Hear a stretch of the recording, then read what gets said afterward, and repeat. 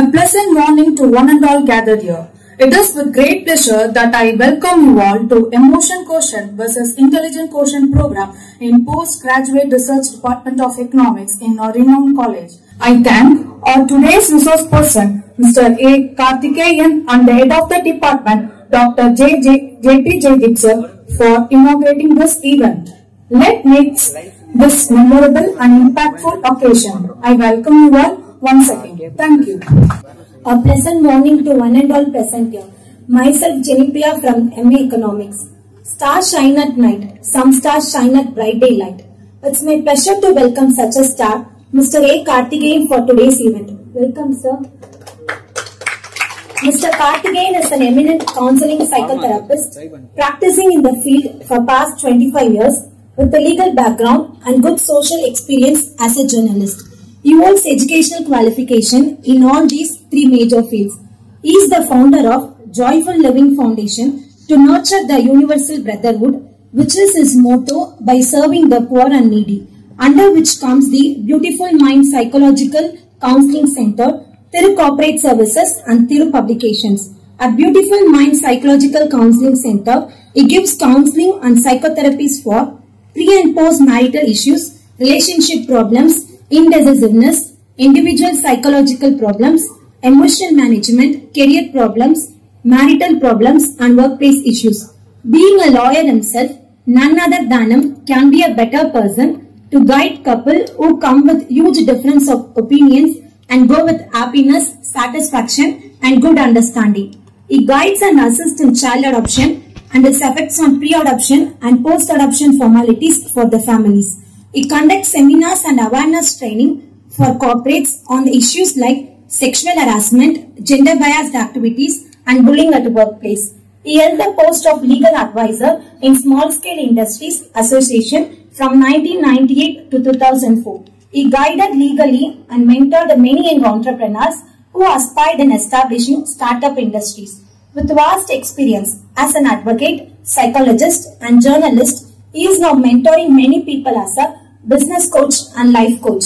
As a journalist, he holds the role of advertorial correspondent for the past 20 years, presenting articles on medicine, healthcare, education and consumer industries. As a feather on his cap, he had been the editor of Manjari, monthly digest from the prestigious Kalaimagal Groups and editor for Valarum Talaimurai, his own monthly magazine. He has done his 5 years undergraduate BL course in Madras Law College and postgraduate course in Counseling and Psychotherapy, Journalism, Tamil Literature and International Business. Also, he has his PG Diploma and Certification in Counseling and Guidance, Transaction Analysis Therapy and Cognitive Behavior Therapy. Mr. Karthikeyan is also the Chartered President of Chennai Beautiful Mind Lions Club, through which he conducts many projects reaching out to a wide segment of the society who are in need of help.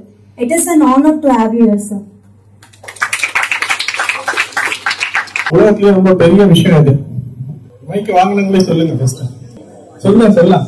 Something நமக்கு time ரொம்ப கம்மி. அதனால what ever you happiness சந்தோஷமா இருக்குது. Knowledge அடுத்து உலகத்துல ரொம்ப பெரிய விஷயம் ஃபுட். கரெக்ட். சாப்பாடு இல்லைன்னா எப்படி? பசி வந்தால் பத்தும் பறக்கும். அப்புறம் மென்டல் பீஸ் மன அமைதி. ஓகே. அப்புறம் பணம். கரெக்ட். கை தட்டுங்க. என்ன சொல்லியிருக்காரு?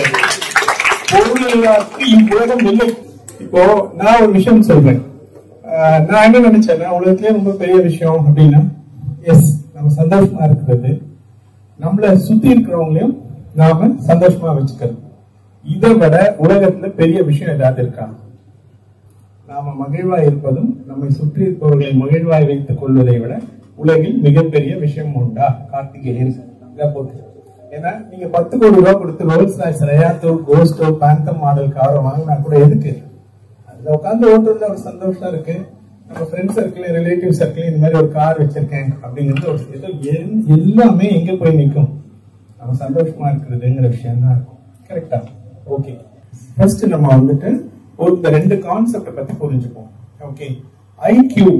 ஐக்கியூங்கிறது வந்து என்ன? ஒரு பாட்டு இருக்குல்ல, புத்திசாலி மனிதர் எல்லாம் வெற்றி காண்பதில்லை, வெற்றி பெற்ற மனிதர் எல்லாம் புத்திசாலி இல்லை. அப்போ எதை சொல்றாங்க? அப்ப ஐக்யூனா எதை சொல்றாங்க? ஒருத்தருக்கு ஐக்யூ இருக்குன்னு நம்ம சொல்றோம் இல்லையா? அப்ப எதை வச்சு in what way we are saying this fellow is having more IQ, this fellow is not having that much IQ சொல்றோம். One more thing I am giving a clue. What is mental retardation? So is there anything connection directly or indirectly with IQ? Say yes or no. You should not keep silence. வேணா second rule போட்டுக்கலாம். நான் பேசுறதுக்குலாம் நீங்க யாராவது response கொடுத்துட்டே இருக்கணும். சொல்லுங்க. Is there any direct indirect connection between mental retardation and IQ? Sir. In what way? Sir, less IQ means that person is mentally retarded. Okay. Good. What he says right. விவேகானந்தர் ஒரு தடவை என்ன சொல்றாருன்னா, ஒரு நல்ல ஆசிரியர் என்பவர் மாணவர்களுக்கு எதையும் புதிதாக கற்றுக் கொடுப்பவர் அல்ல. இங்க ஃபர்ஸ்ட் லைன்ல இருக்கிற டீச்சர்ஸ் எல்லாம் கொஞ்சம் மன்னிச்சிடுங்க நான் இதை சொல்றதுக்கு. ஏன்னா மாணவரிடையே ஒதுங்கி கிடக்கும் ஆற்றலை வெளிக்கொண்டு போவார் தான், தூண்டிவிட்டு அவரோட தூண்டுகோல் தான். இந்த விளக்குக்கு வந்து ஒரு சைட் கொஞ்சம் எரியலன்னு உங்க மேடம் என்ன பண்ணாங்க, டக்குன்னு அங்க இருந்து ஒரு சின்னதா ஒரு குச்சி எடுத்து அதை சரி பண்ணாங்க. அப்போ மாணவர்கிட்ட இருக்கக்கூடிய பொட்டன்ஷியலை கண்டுபிடிச்சு வெளியில கொண்டு வருவது ஆசிரியரை தவிர மாணவருக்கு புதுசா ஒன்றும் சொல்லி தருவதில்லை. அதனால எனக்கு நல்லா தெரியும், என்னை விட உங்களுக்கு நிறைய பேர் தெரியும், நிறைய விஷயம் தெரியும். லேர்னிங் கமெண்ட் எனி மொமெண்ட்ங்கிறது நான் மறக்கிறதே இல்லை. மோரோவர் யங்ஸ்டர்ஸ் கிட்ட இருந்து நிறைய விஷயம் கத்துக்கிட்டே தான் இருக்கிறேன். இங்க நான் வந்திருக்கிறது கூட உங்களுக்கு எதாவது சொல்றதுக்கு நினைச்சீங்கன்னா அது தப்பு. உங்ககிட்ட இருந்து ஏதாவது கத்துக்க முடியுமான்னு தான் வந்திருக்கேன். கரெக்டா? அதனால உங்களுக்கு தெரியுற விஷயத்த வெளில எடுத்துப்பாங்க. What is IQ? எதுனாலும் சொல்லலாம். தப்பு ரைட். இன்னொரு விஷயம் உங்களுக்கு தெரிஞ்சுங்க, உலகத்துல ஏதாவது தப்பு ரைட்ன்னு இருக்கா? Is there anything right and wrong? Right wrong எல்லாம் ஒன்றும் கிடையாது. இன்னைக்கு ரைட்டா இருக்கிறது நாளைக்கு ராங், நாளைக்கு ரைட்டா இருக்கிறது நாளைக்கு மறுநாள் ராங்கா இருக்கலாம். ரைட்டா ராங்காங்கிறதே இல்லாம இருக்கலாம். ஒரு விஷயம் நம்ம செஞ்சுக்கிட்டே இருக்கும்போது ஒருத்தருக்கு சரின்னு தோணும் போதே இன்னொருத்தருக்கு தப்புன்னு தோணும், இன்னொருத்தருக்கு அது ஒரு விஷயமாவே தெரியாது. சோ லைஃப் வந்து ஓடிட்டே இருக்கு, நம்ம பார்த்துட்டே இருக்கோம். இதுல there is no right and wrong. அது depends upon the perception. Perception may vary according to their mindset and in which platform their particular person is standing and which way they are perceiving the matter. So these are all the multiple factors. Okay. IQ அப்படிங்கிறது வந்து ரொம்ப அது இதுக்கெல்லாம் போக வேண்டாம், power பாயிண்ட்ஸ்லாம் போக வேண்டாம். பேசிக்கா என்னன்னா நம்மளோட ஹை பெர்ஃபார்மரா இருப்பான். கிளாஸ்ல வந்துட்டு எல்லாத்தையுமே என்ன இருக்காது கடற்கடன் மனப்பாடம் பண்ணி சொல்றவனா இருப்பான். கரெக்டா? ஏதாவது காம்ப்ளெக்ஸான ஒரு ப்ராப்ளம்ஸ் கொடுத்தோம்னா இமிடியேட்டா அவங்க வந்து அதுக்கு வந்து பர்சீவ் பண்ணிட்டு இதுதான் சொல்யூஷன் கொண்டு வருவாங்க. குறிப்பா பாத்தீங்கன்னா permutation and combination, calculus, okay, integration, differentiation, இதெல்லாம் வந்துட்டு வேகமா அவங்க முடிச்சுட்டு கொடுப்பாங்க. அதுக்கப்புறம் மார்க்கு ஃபர்ஸ்ட் ரேங்க் எடுப்பான், A++ கிரேடா எடுப்பான். அதுக்கப்புறம் எங்கேயாவது ஒரு இடத்துல எல்லாரையும் விட அவன் வந்துட்டு எல்லாரும் முதுகுல தட்டி கொடுக்குற மாதிரி விஷயங்களை பண்ணுவான். சோ இப்ப நம்ம அவனை எல்லாரும் என்ன சொல்லுவோம்? புத்திசாலி. ஓகே, பட் இந்த மாதிரி புத்திசாலிகள் கோல்டு மெடல் வாங்குறாங்க. ஓகே, ஆனா கோல்டு மெடல் வாங்கியிருக்கிற எல்லாருமே வாழ்க்கையில சாதிச்சவங்களா? சரி, படிக்கிறது புத்திசாலித்தனத்துல எல்லாம் ஒன்னும் பெரிய பிரயோஜனம் இல்ல, இதனால இதை பத்தி எல்லாம் கவலையே இல்ல, நம்ம இதெல்லாம் விட்டுலாம் அப்படின்னு சொல்றது சரியா? ஏன் சரியில்லை? ரொம்ப சிம்பிள். இப்போ ஐக்யூ பத்தி பேசணும். ஐக்யூ வந்துட்டு ரொம்ப லோவா இருக்குன்னா என்ன சொன்னோம்? மென்டலி ரிட்டார்டட் போறாங்க. அப்ப ஐக்யூ ஓரளவுக்கு இருக்கணும். ஐக்யூ நல்லா இருந்ததுன்னா சூப்பர், ஐக்யூவோட ஈக்குவல் நல்லா இருக்கும்போது சூப்பரா சூப்பர். அப்ப பேசிக்கா வந்துட்டு நமக்கு வந்து என்ன தேவை இருக்கு லைஃப்ல? சில அடிப்படை விஷயங்கள் தேவை இருக்கு.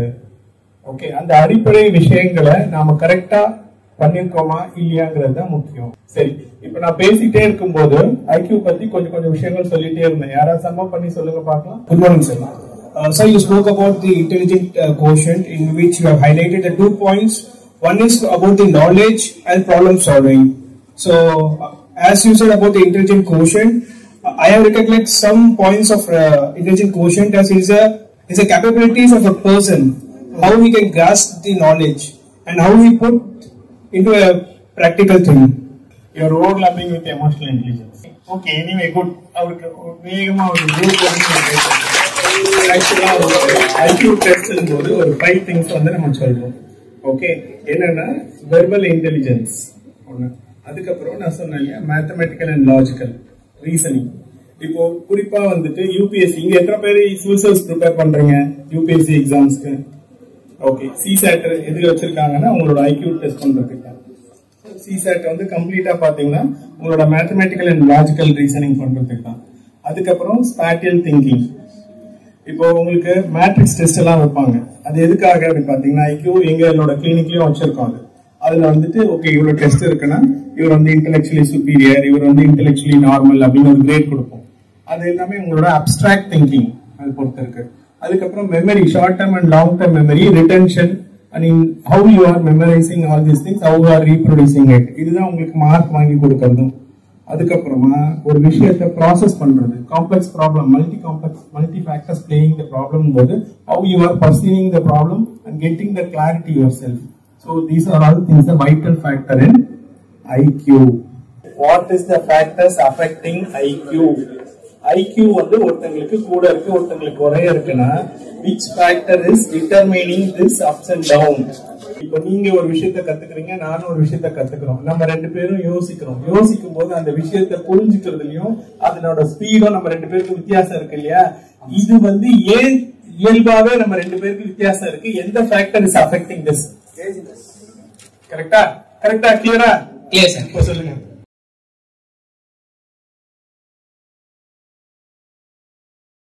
இப்ப ஒருத்தவங்க டீச்சரா இருக்காங்கன்னா அவங்களுக்கு நிறைய நாலேஜ் இருக்கும். சோ அவங்க ஐக்கியூ அதிகமா இருக்கும். அதே ஒரு ஸ்போர்ட்ஸ்மேன்னா அவனுக்கு அந்த அளவுக்கு நாலேஜ் இருக்காது.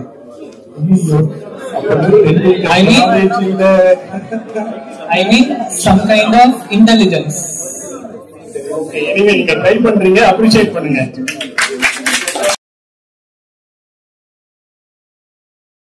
ஆக்சுவலா ஐக்யூங்கிறது வந்துட்டு எதெல்லாம் அறிவாகுது அப்படின்னா, அங்க ஒருத்தவங்க சொன்னாங்களே ஜெனட்டிக்கலாவே வந்துட்டு நம்மளுடைய பிரெயினோட ஃபங்க்ஷன், ஸ்ட்ரக்சர், அதனுடைய செயல்பாடு, how it is functioning அப்படிங்கறத வச்சு இப்போ வந்துட்டு பயோமெட்ரிக், சைக்கோமெட்ரிக் டெஸ்ட் மாதிரி பயோமெட்ரிக் டெஸ்ட் இருக்கு. இது நீங்க தெரிஞ்சுக்கணும். பயோமெட்ரிக் டெஸ்ட் என்ன பண்றாங்க அப்படின்னா, நம்மளோட பிரெயின் இருக்கு இல்லையா, பிரெயின் வந்துட்டு குழந்தையா இருக்கும்போது ஃபார்ம் ஆகுது. இப்போ எல்லா இடத்துலயுமே எதை வச்சு கிரிமினாலஜில கிரைம்ஸ் வந்துட்டு பண்ணும்போது ஃபிங்கர் பிரிண்ட்ஸ் பாக்குறாங்க. ஏன்னா ஒருத்தங்களுக்கு இருக்கிற மாதிரி ஃபிங்கர் பிரிண்ட்ஸ் இன்னொருத்தங்களுக்கு இருக்காது, வச்சுதான் ஐடென்டிஃபை பண்றாங்க. இப்போ ஆதார்ல இருந்து எல்லாமே நம்ம அந்த பர்சனல் ஐடென்டிபிகேஷன் ஃபிங்கர் பிரிண்ட்ஸா எடுக்கிறாங்க. இந்த ஃபிங்கர் பிரிண்ட்ஸ் வந்துட்டு இன்ஃபேக்டா வயிற்றுல குழந்தையா இருக்கிற சமயத்துல பிரெயின் ஃபங்க்ஷன் ஆகும் போதே இந்த ஃபிங்கர் பிரிண்ட்ஸும் உருவாகுது. ஸோ இந்த ஃபிங்கர் பிரிண்ட்ஸும் பிரெயினுடைய ஸ்ட்ரக்சரும் வந்துட்டு கிட்டத்தட்ட டைரக்ட்லி ஒரே மாதிரியான சமயத்துல உருவாகிறதுனால, டைரக்ட் கனெக்ஷன் இருக்கிறதுனாலையும் ஃபிங்கர் பிரிண்ட் அனலைஸ் பண்றது மூலமா பிரெயினோட ஸ்ட்ரக்சர் அனலைஸ் பண்ணி பிரெயினோட ஃபங்க்ஷன் வந்துட்டு அசஸ் பண்ண முடியுது. இந்த பிரெயினோட ஃபங்க்ஷன் அசஸ் பண்றது மூலமா அவருக்கு என்ன மாதிரியான இன்டெலிஜென்ஸ் இருக்கு அப்படின்னு கண்டுபிடிக்கிறாங்க. அப்போ குழந்தை பிறக்கும் போதே அந்த விஷயம் நடக்குது இல்லையா? அப்ப அது எதனால வருது? அப்ப ஜெனட்டிக்கலா. இப்போ அப்ப ஜெனட்டிக்கல் விஷயம் வந்துட்டு ரொம்ப முக்கியமா இருக்கு. அதுக்கப்புறம் அவங்க சொன்னாங்க சொசைட்டி. நாங்கல்ல, பட் சொசைட்டி அப்படிங்கறத விட அது நம்ம வந்து என்விரான்மெண்ட் சொல்லலாம். அந்த குழந்தை வந்து early and later childhood periods அந்த சமயத்துல டெவலப் ஆகும்போது அதனோட ஐக்யூ ஓரளவுக்கு வந்துட்டு ஒரு பவுண்டரி, ஒரு லெவலுக்கு மேல போட்டும் கீழே வரதும் இருக்குங்கிறாங்க. டாக்டர் எரிக் பர்ன் அப்படிங்கிற ஒரு சைக்கோ தெரபிஸ்ட் வந்து டிரான்சாக்ஷன் அனாலிசிஸ் ஒரு தெரப்பியை ப்ரொமோட் பண்றாரு. அதுல என்ன சொல்றாருன்னா, நம்ம வந்து லேட்டர் அண்ட் ஏர்லி சைல்ட்ஹுட் பீரியட்ல, ஃபார் எக்ஸாம்பிள் நம்ம வந்து ஒரு 5 வயசு இல்ல 7 வயசுக்குள்ளவே நம்ம வாழ்க்கையில் நடக்கிற நிறைய சம்பவங்களோட நம்ம எமோஷனோட ரிலேட் ஆகி அப்பவே நம்மளுடைய thinking process, birth and behaviour இது எல்லாமே ஸ்ட்ரீம்லைன் ஆயிடுதான். இன்னைக்கு நான் இருக்கேன், கார்த்திகேயன் ஒருத்தர் இப்படி பேசிட்டு இருக்கேன், எனக்குன்னு சில வேல்யூஸ் இருக்குன்னா இது எல்லாமே அங்கேயே வந்து கட்டமைக்கப்படுறதா சொல்றாங்க. ஓகே, அதுக்கு என்ன சொல்றாங்கன்னா, இப்ப காரை ஓட்டி போறவர் என்ன சொல்றோம்? டிரைவர். ஓகே, டிரைவர் தான் காரை ஓட்டி போறாரு. சோ டிரைவர் எந்த பக்கம் திருப்புறாரோ கார் அந்த பக்கம் போகுது இல்லையா? இந்த மாதிரி சில ஃபேக்டர்ஸ் வந்துட்டு சைக்கலாஜிக்கல் ஃபேக்டர்ஸ் நமக்குள்ள அந்த சமயத்திலேயே உள்ள போயிட்டு நாம இன்னைக்கு grown up ஸ்டேஜ்ல நம்மளோட பர்சனாலிட்டியை டிரைவ் பண்ணிட்டு இருக்கிற டிரைவர்ஸ் வந்து அங்கதான் ஃபார்ம் ஆகும். ஓகே, அப்ப environment is playing a vital role in affecting the IQ formation. அதுக்கப்புறம் ஹெல்த் இல்லைன்னா ஒண்ணுமே கிடையாது. ஓகே, இந்த இடத்துல இது சம்பந்தமா இருக்கோ இல்லையோ சில விஷயங்களை சொல்லி ஆகணும். ஃபுட்டு இன்னைக்கு நம்ம வந்து பேக்கட் ஃபுட்டும், யாராவது சினிமாக்காரங்க வந்து ஏதாவது ஒரு ஃபுட்டை சொன்னாங்கன்னா அந்த ஃபுட்டையும், ஸ்வீட் கார்பனேட்டட் வாட்டர்ஸையும், தேவையில்லாம இன்ஜெக்ஷன் பண்ணி வந்துட்டு இருக்கிற ஃபுட்டையும் சாப்பிட்டுட்டே இருக்கும்ல, இது பெரிய அளவுக்கு நம்மளுடைய ஹெல்த்தை பாதிக்குது. ஹெல்த்தை பாதிக்கும் போது EQ, IQ எல்லாத்தையுமே பாதிப்பு உண்டாகுது. IQ அப்படின்னு உங்க யாராவது தூக்கத்துல இருந்து எழுந்து கேட்டா கூட என்ன சொல்லலாம்? IQனா verbal intelligence, mathematical logical reasoning இருக்கு, ஸ்பேட்டியல் திங்கிங் அப்டிராக்டா இருக்கிறது, அப்புறம் memory, short term, long term, retention, இது எல்லாமே. அப்புறம் எப்படி how we are processing and understanding the multi complex problem, இது வந்து IQ. சோ இது எப்படி அஃபெக்ட் ஆகுதுன்னா 3 விஷயம். சோ இப்போ IQ அப்படின்னா உங்களுக்கு ஒரு கிளாரிட்டி வந்துருச்சா? ஒரு எஸ்ங்கிறத சத்தமா சொல்லாமே கொஞ்சம் பக்கத்துல இன்னும் கேட்கல. ஓகே, இப்போ நம்ம EQ வரலாம். EQனா என்ன? Emotional intelligence. ஓகே, அப்போ எமோஷனல் இன்டெலிஜென்ஸ் என்னன்னா to face difficult moments in life. Emotional intelligence வார்த்தையை யார் வந்துட்டு ஃபர்ஸ்ட் காயின் பண்ணாங்க அப்படின்னு பாத்தீங்கன்னா பீட்டர் சால்வே அப்படிங்கிறவர் தான். ஏல் யூனிவர்சிட்டியை சேர்ந்த ஒருத்தர். இப்போ இவங்க வந்துட்டு ஒரு ரியாக்ஷன் கொடுப்பாங்க. அது என்ன ரியாக்ஷன், சோ என்ன மாதிரியான ஒரு ஃபீலிங்ல அவங்க இருக்காங்கன்னு நீங்க கண்டுபிடிக்கணும். யார் கரெக்டா கண்டுபிடிக்கிறாங்கன்னு பாருங்க. யாருக்கு எமோஷனல் இன்டெலிஜென்ஸ் நல்லா இருக்கு? முன்னாடி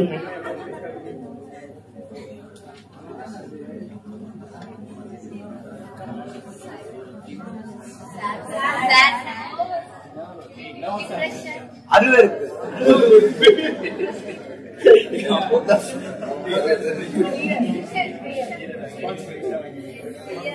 இருக்கிற எல்லா எமோஷனல் லைனா சொல்லி ஏதாவது ஒண்ணு அந்த பாக்கெல்லாம் போடக்கூடாது. எக்ஸாக்டா அவங்க என்ன எக்ஸ்பிரஸ் பண்றாங்க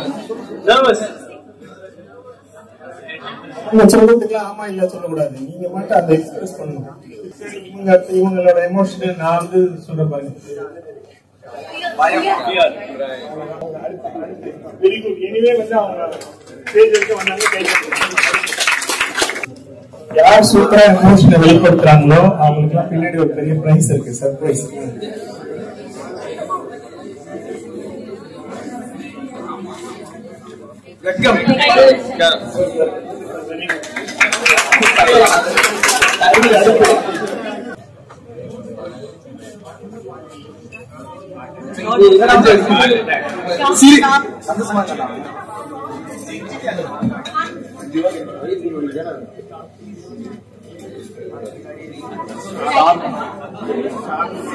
எல்லாரும் மக்கள்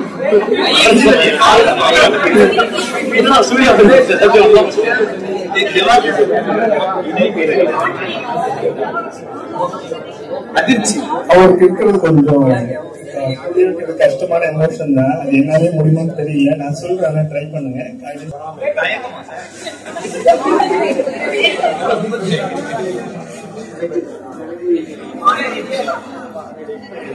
மைக்ரோ எக்கனாமிக்ஸ்ல ஒரு கொஸ்டின் விட்டேன்.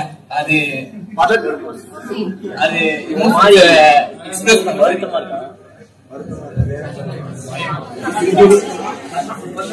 சரியான எக்ஸாம்பிள். நான் ஒரு எக்ஸாம்பிள் சூப்பரா சொல்லுவேன். இப்போ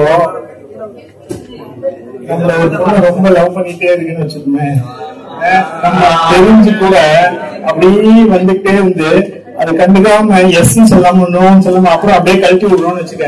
அப்ப நமக்கு எப்படி இருக்கும் மனசுக்குள்ள? அவ்வளவுதான், கில்ட் தான். உங்களோட 5-6 ஜெனரேஷனுக்கு முன்னாடியே இருந்து கூட நான் சொல்ல மாட்டேன். எமோஷன்ஸ் வந்து இந்த மாதிரி எமோஷன்ஸ் ஒருத்தவங்க சொல்லும் போது நம்ம நீங்க அண்டர்ஸ்டாண்ட் பண்ணிக்கிறீங்க இல்லையா? இதுதான் வந்துட்டு உங்களுடைய எமோஷனல் இன்டெலிஜென்ஸா?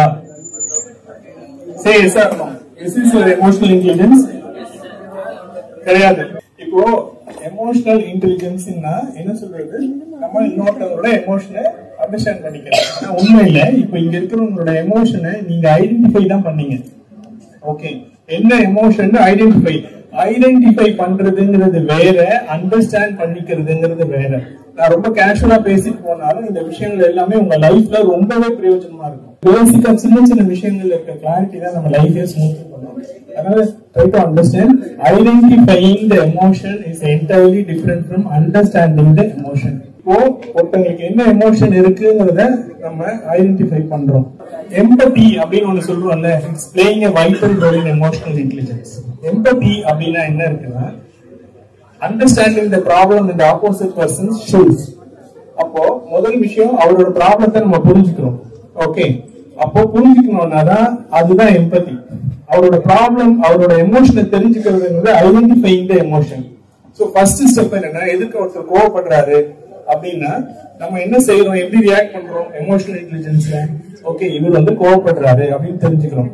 ஓகே, அப்போ அதை ஐடென்டிஃபை பண்ண உடனே ஓகே அவரோட எமோஷனை நான் அண்டர்ஸ்டாண்ட் பண்ணிக்கிட்டேன், நான் எம்பத்தியா இருக்கேங்கிறது கிடையாது, ட்ரை டு அண்டர்ஸ்டாண்ட் அது கிடையாது.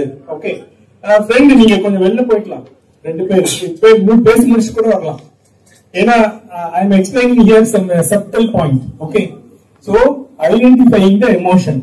இப்போ அவங்க 2 பேர் வந்துட்டு என்ன பண்றாங்க, திரும்ப பேசுறதுனால ஃப்ளோ கட் ஆகுதுன்னு நான் என்ன ஆகுறேன், இரிட்டேட் ஆகுறேன். அப்போ நான் இரிட்டேட் ஆகுறத அவங்க வந்துட்டு புரிஞ்சுக்கிறாங்க அப்படின்னா அது அந்த என்னோட எமோஷனை ஐடென்டிஃபை பண்றாங்க.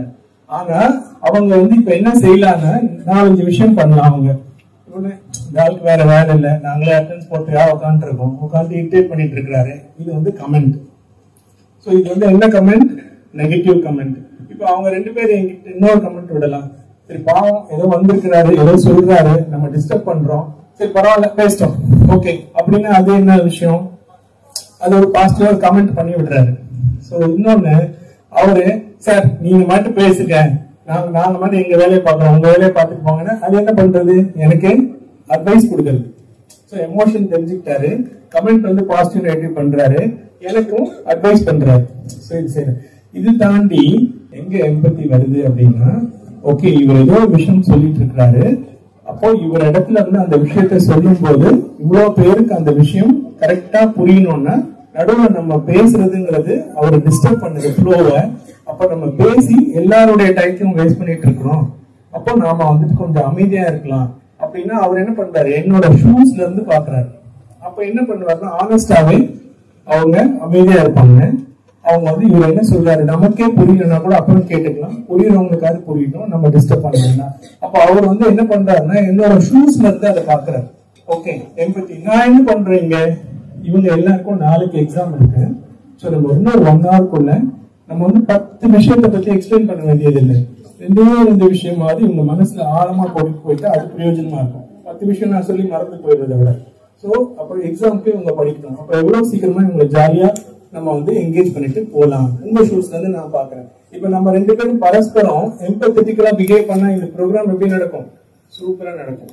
அடுத்து நம்ம வந்துட்டு செல்ஃப் அவேர்னஸ்னா என்ன, ஓகே செல்ஃப் மேனேஜ்மெண்ட்னா என்ன பார்க்கலாமா.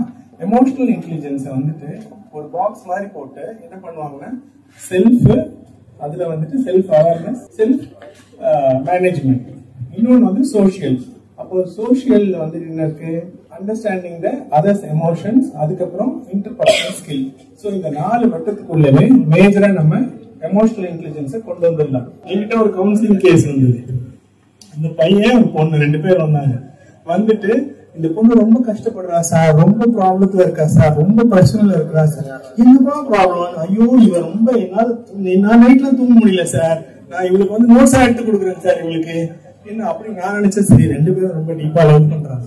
அப்புறம் சொன்னா இல்ல சார் நான் பாய் பெஸ்ட். அப்படியா, என்ன பாய் பெஸ்ட், அப்ப இவ உனக்கு கேர்ள் பெஸ்டியா? ஆமா சார்.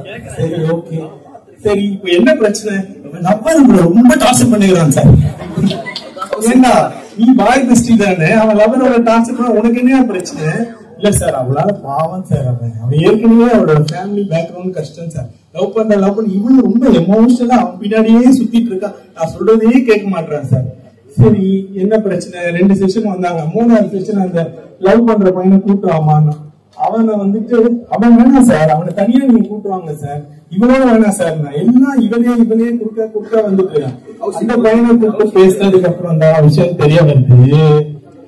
நம்ம இருக்காருல பாய் பெஸ்டி, அதான் முதல்லயே அந்த பொண்ணு ப்ரொபோஸ் பண்ணிருக்காரு, அது வரல.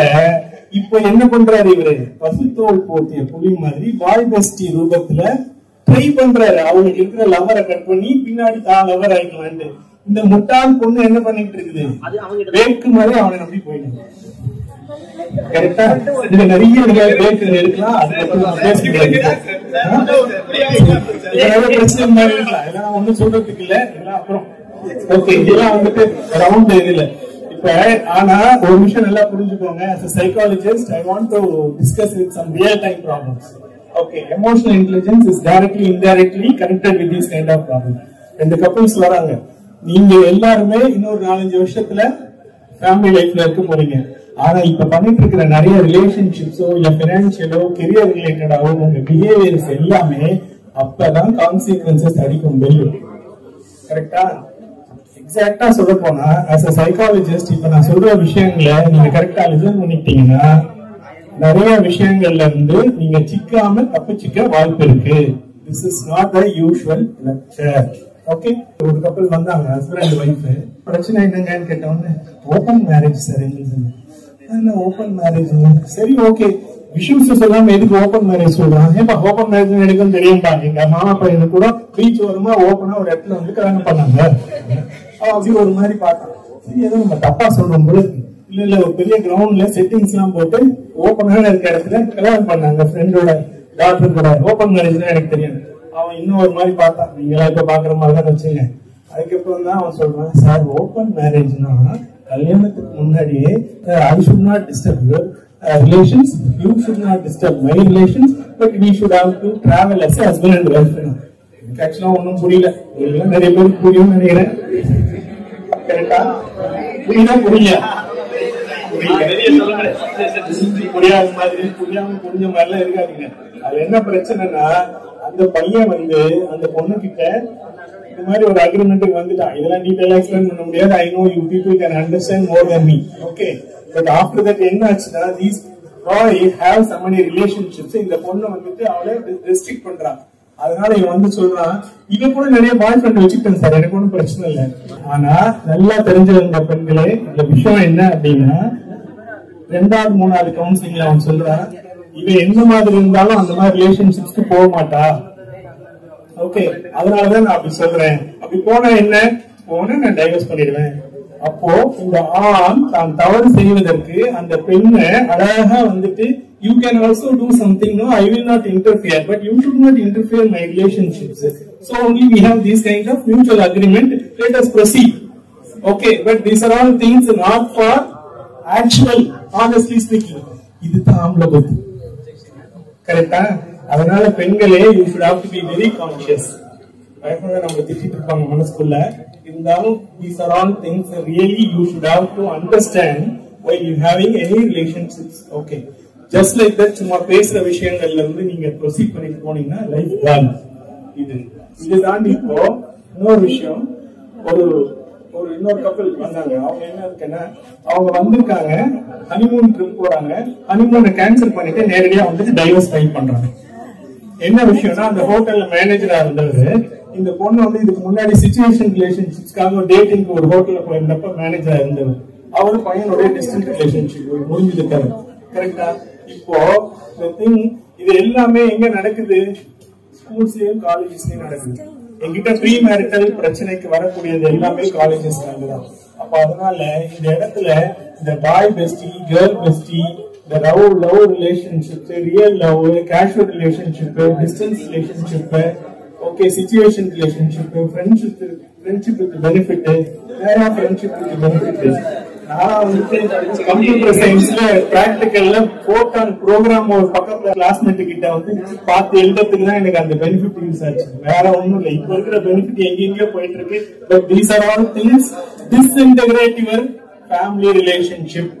பட் அது இப்போ உங்களுக்கு தெரியாது. 2வது எமோஷனல் இன்டெலிஜென்ஸ்ல முக்கியமான ஒரு விஷயம் என்ன வரும்னா கெரியர். இன்னைக்கு நிறைய பேர் என்ன பண்றாங்கன்னா, படிச்சா என்ன எடுப்போகுது, இன்னைக்கு எல்லாருக்கும் ஹையர் அண்ட் ஃபயர் தானே. ஓகே, இந்த நடிகர் இப்படி இருக்காரு, அந்த இந்த பிசினஸ் மேன் இப்படி இருந்துட்டு இருக்காங்க, கிளாஸ்மேட்ஸ்ல வந்துட்டு இவன் இப்படி இருக்கானே அப்படி இருக்கானே. அப்படி கிடையாது. எமோஷனல் இன்டெலிஜென்ஸ்ல ரொம்ப முக்கியமானது டு அண்டர்ஸ்டாண்ட் அவர் எமோஷன்ஸ், சேர்ந்து understand our background, where we are. Okay, what is our strength and weakness. Okay, அப்பா பிசினஸ் மேனா இருப்பாரு, அவங்க பையன் வந்துட்டு ஜஸ்ட் ஒரு டிகிரி வாங்கினா போதும் இருப்பான். இந்த வீட்டுல சிங்கிள் பேரண்டா இருக்கும், அம்மா கஷ்டப்பட்டு பையனை படிக்க வச்சுட்டு இருப்பாங்க. ஓகே, இவன் வந்துட்டு கிளாஸ்மேட் பக்கத்துல உட்கார்ற பையனா இருப்பான். இவனோட பிஹேவியரை நோயிங்லயே அன்னோயிங்லயே எமுலேட் பண்ணிக்கிட்டே இருப்பான். 14 அரியர்ஸோட வெளில வருவான். அவன் அவங்க அப்பா பிசினஸ் போயிடுவான். அடுத்து இவன் பார்க்க போனா கூட அவங்க அப்பா அவனை கிட்ட உட்கார டிஸ்டன்ஸ் பண்றான்னு. இவன் வந்து 14 அரியரோட வேலைக்கே போகாம தெரிஞ்சிட்டு இருப்பான். அப்போ நடு ரோட்ல இடியும் போதுதான் ப்ரொஃபசர் சொன்னதெல்லாம் தெரியும். ஆனா அது பிரயோஜனமே இல்லை. இப்ப இப்ப கூட உங்களுக்கு சில பேர் என்ன பூமன் அங்கிள் மாதிரி தெரியும், ஆனா அப்பதான் உண்மை புரியும். கரெக்டா? சோ இந்த விஷயத்தை இப்பவே நீங்க அண்டர்ஸ்டாண்ட் பண்ணி உங்களுக்குள்ள ஒரு கிளாரிட்டி வரதுதான் எமோஷனல் இன்டெலிஜென்ஸ். அதுக்காக தான் நான் இங்க இருந்துட்டு இருக்கேன். ஓகே, இன்டர்பர்சனல் ஸ்கில் ரொம்ப ரொம்ப முக்கியமானது. So how we are moving with other people அப்படிங்கிறது. ஓகே, அப்புறம் இன்னொரு விஷயம் இந்த இடத்துல நான் சொல்லணும். என்ன அப்படின்னா, அமெக்டியா அப்படின்னு ஒண்ணு நம்மளோட பிரெயின்ல இருக்கக்கூடிய ஒரு பார்ட். இது என்ன இருக்குன்னா, அந்த எமோஷனல் இன்டெலிஜென்ஸ் பத்தி பேசுறதுல ரொம்ப ஃபிராக்ஷன் ஆஃப் செகண்ட்ஸ் நம்மள ஏமாத்தி நம்ம எமோஷன்ஸ் நம்மள ஆக்குபை பண்ணிக்கிறது. உங்க எல்லாருக்குமே ஒரு ஸ்டோரி தெரிஞ்சிருக்கும்னு நினைக்கிறேன். நான் ஒரு 2 ஸ்டோரி சொல்றேன். அந்த 2 ஸ்டோரியுமே தெரிஞ்சிருந்தாலும் பாசிட்டிவ் ரீஇன்ஃபோர்ஸ்மென்ட் மாதிரி அதுல இருக்கக்கூடிய விஷயம் என்னன்னு பாருங்க. ஒருத்தர் அவரோட ரொம்ப நாள் ஆசை கார் வாங்குறாரு. வாங்கிட்டு வீட்டு முன்னாடி அந்த கார் நிற்குது. வாங்கி ஒரு வாரம் தான் ஆகுது. அந்த காரை வந்து அழகா தொடச்சு பார்த்துட்டு இருக்காரு. அந்த கார் வந்துட்டு அப்படியே தொடச்சிட்டு வீட்டுக்குள்ள போறாரு. குழந்தை வருது, அவரோட சின்ன குழந்தை குடும்பம் ஓடி வந்து என்ன பண்ணுதுன்னா, கார்ல வந்துட்டு ஒரு கையில ஏதோ ஒரு ஸ்க்ரூ டிரைவர் மேல முடிச்சுட்டு கிறுக்கிட்டு இருக்கு. கரெக்டா? இது எஸ், சில பேருக்கு இந்த ஸ்டோரி தெரிஞ்சிருக்கும். பட் அதனோட உள்ளார்ந்த அர்த்தம் என்னன்னு பாருங்க. அப்போ திடீர்னு வெளில வந்த உடனே ரொம்ப நாளா காலேஜ் படிக்கும் போதுல இருந்து கார் வாங்கணும்னு நினைச்சு கல்யாணம் பண்ணி அதுக்கப்புறம் கொஞ்சமா பணத்தை சேர்த்து அதுக்கப்புறம் அந்த பணம் வந்துட்டு முழுசா இல்லைன்னு சொல்லிட்டு இஎம்ஐ போட்டு லோனை வாங்கி ஒரு கார் வாங்கி வச்சிருக்கும் போது அந்த காரை வந்துட்டு கிறுக்கிட்டு இருக்கிறது தன்னோட செல்ல குழந்தைங்கிறது கூட அந்த நேரத்துல டக்குன்னு ரியலைஸ் ஆகுங்க. கார் கிறுக்கிட்டு இருக்கேன் அப்படின்னு போது வேகமா குடுகுடுன்னு வந்துட்டு அந்த ஸ்பேனர் பிடிங்கி டப்புன்னு அடிச்சிடாரு குழந்தை கையில. அப்படியே அடிச்ச உடனே குழந்தை விரல் நசுங்கிடுது, ரத்தம் வருது. அப்பதான் அவருக்கு காரை விட குழந்தை தெரியுது. உடனே ஹாஸ்பிட்டல் கூப்பிட்டு போறாங்க. குழந்தைக்கு வந்துட்டு ரொம்ப பிராக்சர் சுக்குநூறு ஆயிடுச்சு, முடியாதுன்னு சொல்லிட்டு அந்த ஃபிங்கரை வந்து ரிமூவ் பண்ணி ஸ்டிச் பண்ணிடுறாங்க. அதுக்கப்புறம் அவர் ஐயோ என் குழந்தை இந்த மாதிரி பண்ணிட்டேனே, கார் போனா வாங்கலாம் அப்படின்ட்டு ஒரு 2 நாள் கழிச்சு தான் அந்த கார் பக்கமே வந்து காரை துடைக்கிறாரு. துடைக்கும் போது பார்த்தேன்னா குழந்தை என்ன எழுதிருக்கு, ஐ லவ் யூ டேட் அப்படின்னு எழுதிருக்கு. அப்போ அந்த குழந்தை வந்துட்டு அவங்க அப்பா கிட்ட, அப்பா இந்த விரல் எப்பப்பா வளரும் அப்படின்னு கேக்குது.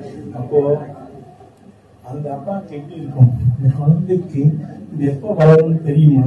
இது விரல் நசுக்குல இருந்து அப்பான்னு ஓடி வந்து கழுத்தை கட்டிட்டு எப்பப்பா வளரும்னு கேட்கணும். உடனே அந்த மனுஷனுக்கு எப்படி காலுக்கு இருக்கும்போது டக்குன்னு போட்டு அடிச்சுறாரோ அதே மாதிரி எமோஷன் உடஞ்சி உடனே இமீடியட்டா என்ன பண்றாரு, ரூமுக்கு போறாரு. 4வது மனுஷனா இந்த குழந்தை இது மாதிரி பண்ணிட்டேன்னு டக்குன்னு குதிச்சுறாரு. மேல ஏறி குதிச்சுறாரு. சூசைட். இப்போ எல்லாரும் சுத்தி இருக்காங்க, பாடி இருக்கு. அந்த குழந்தை வந்துட்டு அப்பா தூங்கினது போதும்பா, எழுந்துக்கோப்பா எழுந்துக்கோப்பா அப்படின்னு. இப்ப ஏதாவது அந்த குழந்தை தப்பு செஞ்சுதா இல்ல அந்த அப்பா வந்துட்டு நல்லவரா கேட்டவரா? ஆனா அந்த இடத்துல என்ன பிளே பண்ணுச்சு, ஃபிராக்ஷன் ஆஃப் செகண்ட்ல அந்த எமோஷனை அவரால் மேனேஜ் பண்ண முடியும்.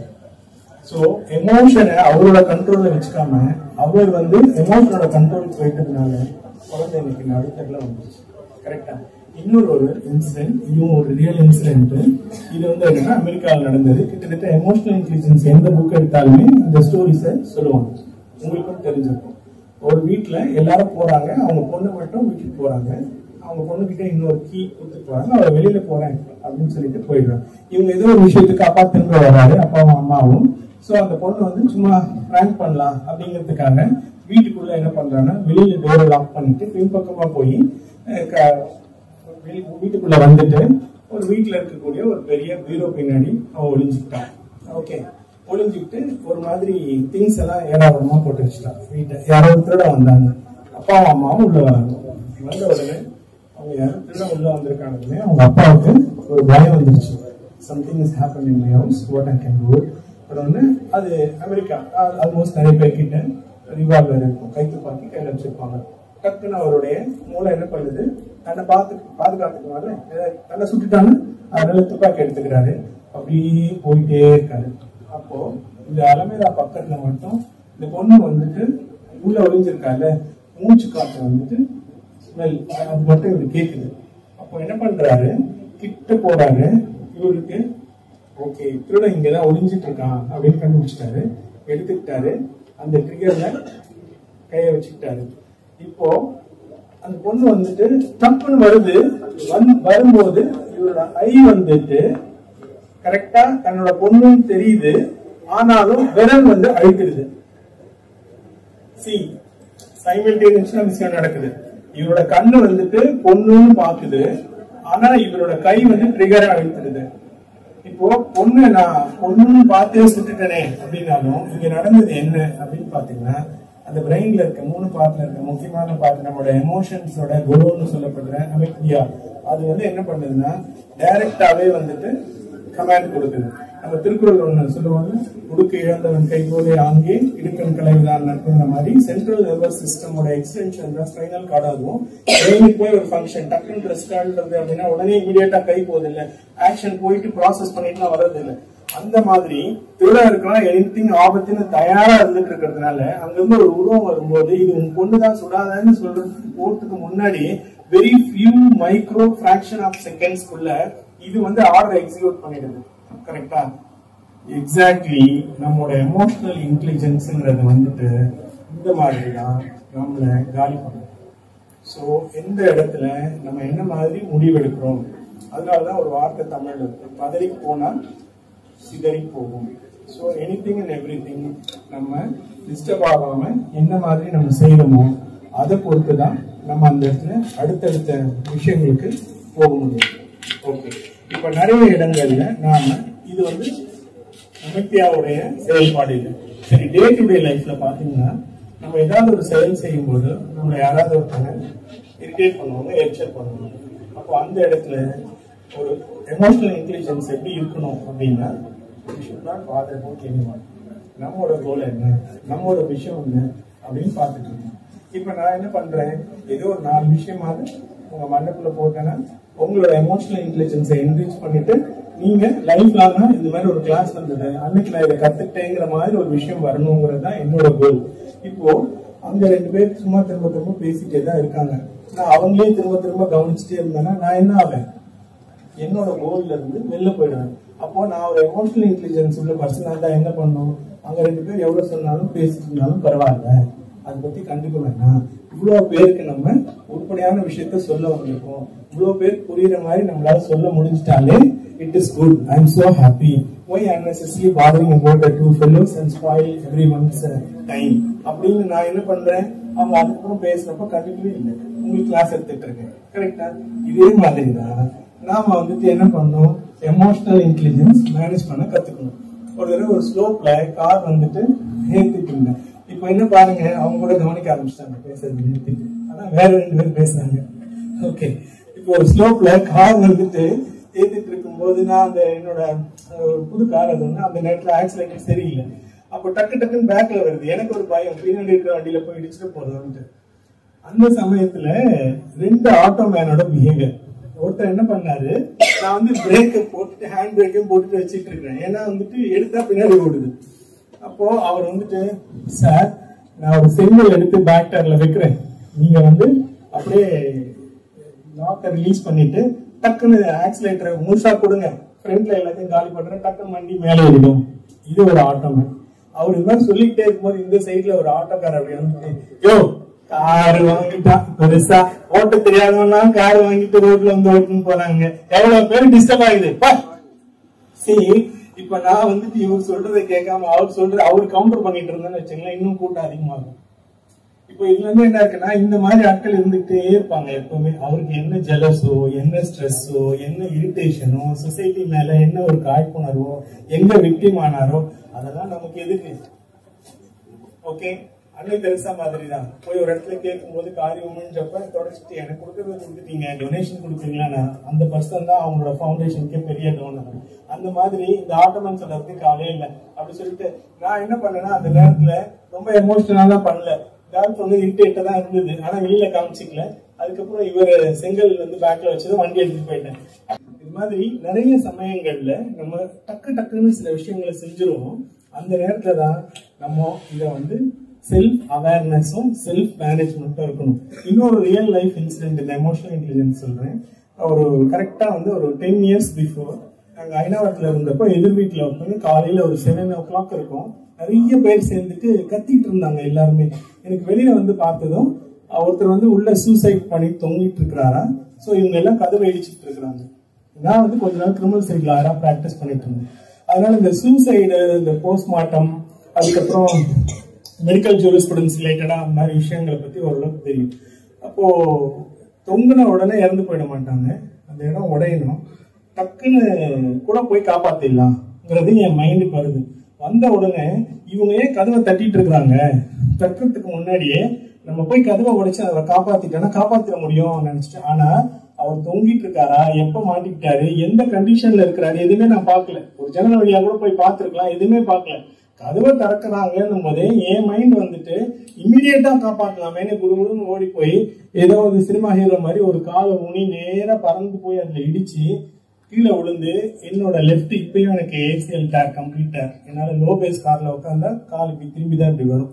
ஸோ டேர் ஆயிடுச்சு, கதவு உடைஞ்சு உள்ள போயிட்டோம். ஆனா அவர் வந்து மிட் நைட்டு தொங்கி இருக்கிறாரு, இறந்துட்டாரு. அது ஜன்னல் வழியா பார்த்துருக்காங்க. நான் அந்த இடத்துல அசஸ் பண்ணாம நான் மாட்டிட்டு வீர ஆவேசமா போயிட்டு ஒரு ஹீரோயிஸ்ட காமிச்சு நான் காப்பாத்திருந்தேன்னா கூட சந்தோஷமா இருப்பேன். ஒரு மாசத்துக்கு நான் எழுந்துக்க முடியாம இருந்தேன். அப்புறம் ரீகன்ஸ்ட்ரக்ஷன் சர்ஜரி பண்ணல. இப்போ இதுக்கு லைஃப் லாங்கா இது ஊனம் தான். அந்த ஒரு ஃபிராக்ஷன் ஆஃப் செகண்ட் நான் கரெக்டா யோசிச்சிருந்தேன்னா நல்ல எண்ணம் தான் காப்பாற்றணுங்கிறதெல்லாம். ஆனா என்ன பிரயோஜனம், வேலு கழித்த நீர் மாதிரி போயிடுச்சு. இது மாதிரி நம்ம லைஃப்ல நிறைய இடங்கள்ல நம்ம எடுக்கிற டெசிஷன்ஸ் வந்துட்டு நம்மள வந்து காலி பண்ணுதா, தூக்கி நிறுத்தி வைக்குதாங்கிறது தான் ரொம்ப முக்கியம். சில இடத்துல யோசிச்சுட்டே இருந்தோம்னாலும் வாய்ப்பு போயிடும். ஸோ யோசிச்சுட்டேவும் இருக்கக்கூடாது, அதே நேரத்துல டக்கு டக்கு டக்குன்னு எடுத்த கவுட்டுங்கிற மாதிரி செயல்படக்கூடாது. இது ரெண்டுத்துக்கு நடுவுல தான் உங்களோட எமோஷன்ஸ் பிளே பண்ணுது. ஸோ நீங்க எல்லாம் இங்க இருக்கீங்க, முடிச்சுட்டு போறீங்க. உங்க முன்னாடி 2 சேலஞ்ச் இருக்கு. ஒன்று வந்து ஓகே, உங்களுடைய பர்சனல் லைஃப் எப்படி அமைச்சுக்க போறீங்க, உங்களோட ஸ்பௌஸ் எப்படி சூஸ் பண்ண போறீங்க, என்ன செய்ய போறீங்க, அது. இன்னொன்று உங்களோட கெரியர் லைஃப். ஸோ நான் ஒரு ஆண்டர்பிரனர் ஆக போறேன்னா, இல்லை நான் வந்து ஏதாவது ஒரு கார்பரேட் கம்பெனிக்கு போக போறேன்னா, இல்லை காம்படிட்டிவ் எக்ஸாம் எழுதி கவர்மெண்ட்டுக்கு போக போறேன்னா, அது எல்லாத்துக்குமான பேஸே வந்துட்டு இந்த 3+2 5 year UG அண்ட் PG தான். இந்த இடத்துல நீங்க போடுற ஒரு பேஸ் தான் உங்க என்டையர் லைஃப்கே வந்துட்டு கை கொடுக்கும். இந்த இடத்த ஆனா நம்ம என்ன நினைச்சுக்கிறோம்னா 10th +2 வரைக்கும் படின்னு சொல்லிட்டு வராங்க. College is a joyful life, jolly life அப்படின்னு நினைச்சுக்கிறோம். அதுக்கேற்ற மாதிரி நிறைய சினிமாக்காரங்களும் நம்மள அப்படியே தூண்டி விட்டு அதில் அடல் காஞ்சிக்கிட்டு நம்மளுடைய இந்த பொட்டன்ஷியலான ஏஜை அவங்களோட வளர்ச்சிக்கு உபயோகப்படுத்திக்கிட்டு நம்ம லைஃப் காலி பண்ணிட்டோம். எந்த சினிமாக்காரங்களாவது ஒரு படத்துக்கு 100 கோடி வாங்குறவன் நான் இந்த படத்துக்கு வாங்கின 100 கோடியை இந்த ப்ராஜெக்ட் கொடுத்தேன்னு சொல்லியிருக்காங்க. ஏன் ஒரு பெரிய நடிகர் ஒரு படம் வருது, அவர் படத்துக்கு வந்து சின்ன குழந்தை கூட தனக்கு வந்து கண்டினியூ ஃபேனா இருக்கணும்ட்டு யூடியூப்ல வரக்கூடிய ஒரு சின்ன குழந்தைய படத்துல ஒரு கேரக்டரா போடுறாரு. கரெக்டா? ஏன்னா அந்த குழந்தையோட ஃபேன் எல்லாம் பார்க்கும்போது இவருக்கு அவங்க ஃபேனா மாறுவாங்கிறது சைக்கலாஜிக்கலா அதுல இருக்கிற விஷயம். ஆனா அந்த படத்துல தலை தனியா போகுது, முண்டம் துடிக்குது, இந்த மாதிரி ஒரு வயலன்ஸ் அந்த குழந்தை பார்க்குமே அவங்களோட லைஃப்ல நம்ம வந்து எவ்வளவு பெரிய வன்மத்தை விதைக்கிறோம்னு யோசிக்கிறாங்களா? மாட்டாங்க. அவங்களுக்கு தேவை பண்ணணும். இது புரியாம நம்ம என்ன பண்ணிட்டு இருக்கோம்? சினிமாக்காரங்க பின்னாடி ஓடிட்டு. கரெக்டா இல்லையா? Am I right or wrong? Then why we are following all these things? Time pass. டைமை யார் பாஸ் பண்ணணும் அப்படின்னா எக்ஸஸா இருக்கிறது. நான் நல்லா கம்ஃபர்டபுள் ஆயிட்டேன். உங்க எல்லாருக்கும் ஒரு விஷயம் சொல்றேன், எக்கானமிக்கல் ஃப்ரீடம்ங்கிற வார்த்தை உங்களுக்கு எத்தனை பேருக்கு தெரியும்? ஏன்னா it is directly related with emotional intelligence. One who are in a good emotional intelligence, they will attain economic freedom as early as possible. What is economic freedom? Yes, financial independence தான். அது நீங்க வேற டேர்ம்ல சொல்றீங்க, அதுதான் நான் economic freedom சொல்றேன். Okay, நம்ம யாரையும் டிபெண்ட் பண்ணாம நம்மளோட தேவையை நாமளே பூர்த்தி செஞ்சுக்கிறோம். அது கிடையாது எக்கானமிக் ஃப்ரீடம். அது எக்கனாமிக் இண்டிபெண்டன்ஸ் இல்ல. அது அப்படின்னு நமக்கு சொல்லியிருக்காங்க. அது கிடையாது. நம்மளோட பொருளாதார தேவைக்கு நாம நம்மளையே கூட நம்பாம இருக்கணும், நம்மள கூட நாம டிபெண்ட் பண்ணாம இருக்கணும். அந்த சிச்சுவேஷனுக்கு தான் போகணும். என்ன சார் கதை விட்டுறீங்க எப்படி அப்படின்னா, ஃபார் எக்ஸாம்பிள் எனக்கு வீடு இருக்கு, சொந்தமா இருக்கு, வாடகை கொடுக்கல. ஸோ என்னோட மந்த்லி எக்ஸ்பென்சஸ் வந்து எப்படி பார்த்தாலும் ஒரு 1 lakh ஆகுது. ஸோ இந்த 1 lakh வந்துட்டு ஏற்கனவே நான் ஏர்ன் பண்ணி வச்சிருக்கக்கூடிய அசட்ல இருந்து எனக்கு இன்கமா வந்துட்டு இருக்கு, பாசிவ் இன்கமா வந்துட்டு இருக்கு. ஸோ நான் இப்போ இந்த மாசம் சம்பாதிச்சாலும் சம்பாதிக்கலனாலும் நான் சொந்த வீட்டுல இருக்கேன், மாச செலவுக்கு எனக்கு வருமானம் இருக்கு, சாகர வரைக்கும் ஐ நீட் நாட் ஏர்ன், இந்த மாதிரி ஒரு கண்டிஷன்ல நான் இருக்கேன். Moreover, I should not have any other financial commitments. இது இன்ஸ்டால்மெண்ட்ல வாங்கியிருக்கேன், அது இஎம்ஐ இருக்கு, அதெல்லாம் எதுவுமே இல்லாம எல்லாம் ஜீரோ இருக்கணும். இருக்கிறேன்னா எக்கனாமிக்கல் ஃப்ரீடமா இருக்கு, அவ்வளவுதான். அப்போ நாம ஏர்ன் பண்றது எல்லாமே என்ன இருக்கு, அடிஷனல் அசெட். அப்ப என்ன வேணா பண்ணலாம். யாரோ ஒருத்தவங்க வந்து ஃபீஸ் கட்டணும்னு நினைச்சா ஓகே கொடுக்கலாம், யாரோ ஒருத்தவங்க கஷ்டமா இருக்கு என்னன்னு பண்ணலாம், ஏதோ ஆபரேஷன் முடியல செய்யலாம். அப்ப பெருசா யோசிக்க மாட்டோம். ஏன்னா நாம என்ன இருக்கோம், நமக்கு தேவை இருக்கு. சோ எமோஷனலி இன்டெலெக்சுவலா இருக்கிறவங்க தான் இந்த மாதிரியான ஒரு எக்கனாமிக்கல் ஃப்ரீடத்துக்கு போக முடியும். சோ உங்க லைஃப்ல இப்போ உங்க எல்லாருக்கும் என்ன ஏஜ், ஏஜ் வந்து என்ன இருக்கு, ஒரு 18 இருந்து 22 இருப்பீங்க, கரெக்டா? ஏன்னா இப்போ மனசுல ஆழமா போட்டுருங்க, நம்ம லைஃப்ல நாம எந்த வயசுக்குள்ள நம்ம கம்ப்ளீட்டா ஈக்கனாமிக்கலா நாம டிபெண்ட் பண்ணாத ஒரு ஃப்ரீடத்துக்கு போக முடியும். அப்போ நம்மளோட கோல் என்ன, டார்கெட் என்ன, இந்த மாதிரி விஷயங்களை நோக்கி போனீங்கன்னா நம்ம கரெக்டா இருக்க முடியும்.